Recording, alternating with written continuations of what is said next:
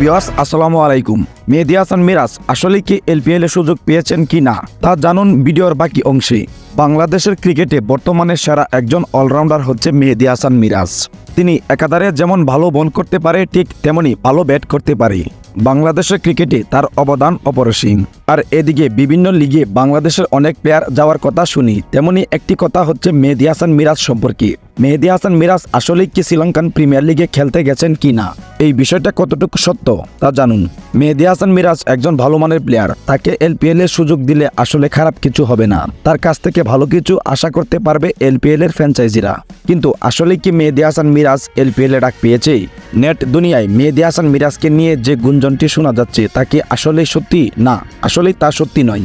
মেহেদী Hasan Miraj LPL এর কোনো ফ্র্যাঞ্চাইজির পক্ষ থেকে ডাক পাননি, এটি আসলে ভুয়া খবর।